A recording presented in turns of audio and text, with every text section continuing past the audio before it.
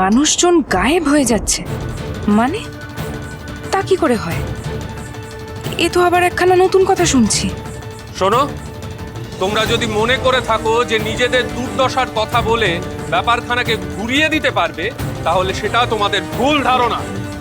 জন্যে ছিলাম, এই জন্য আমি এখানে আসতে চাইনি। কোনো লাভ হবে না। কি বুঝবে আমাদের পেটের জ্বালা? যাদের এক পথ খাবার চাইলে 5 পথ খাবার আসে, তারা কি বুঝবে গরিব মানুষের পেটের জ্বালা? মশাই, মশাই পেটে ভাত নাই, ভুট মার করে খেতে হচ্ছে। দেবো নাকি? আপনি তো যুবরাজ, বিচার করেন না বিচার? আমাকে অবস্থা কেমনে হইলো, করেন বিচার। ওরা যেখানে বসে রয়েছেন, ভদ্রভাবে কথা বলো, শান্ত হয়ে। আসতেছে না হুজুর, ভদ্রতা আসতেছে না।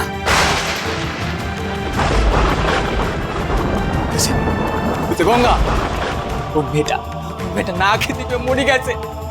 এই যে মদনের ধানের জমি লুট হয়ে গেছে, 50 নৌকোটা লুট হয়ে গেছে। আর ওর মেয়েটা কোথায় যে গায়েব হয়ে গেল, কি জানি।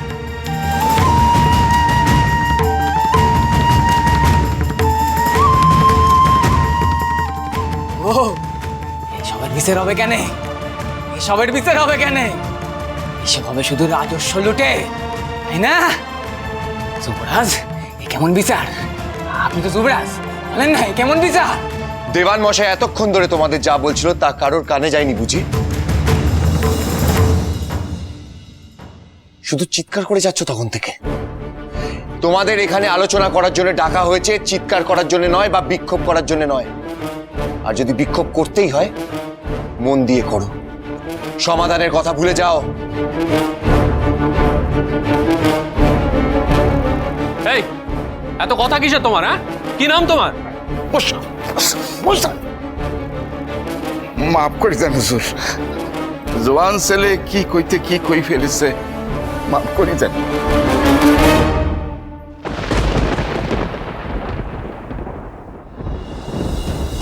মা ভবানী, পরিবেশ তো উত্তপ্ত হয়েই চলেছে।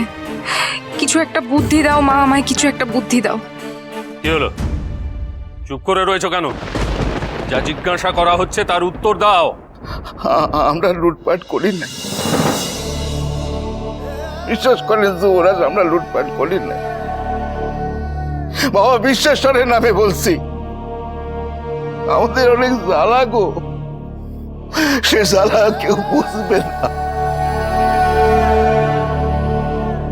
শোনেন, যদি আপনারা চান আমাদের সাজা দিতে পারেন, গর্দান নিতে পারেন, কিন্তু এমন রাজার হুকুম আমরা কেউ মানছি না, কিছুতেই মানছি না। এই চলো সবাই, চলো এখান থেকে, সবাই ওঠো। কি ওঠো।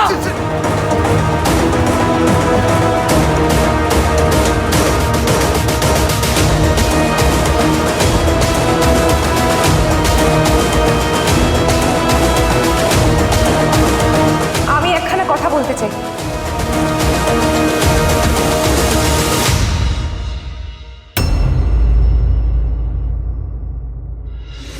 রাজরাজেশ্বরী রানী ভবানী, প্রতিদিন রাত 8:30টায় স্টার জলসায়।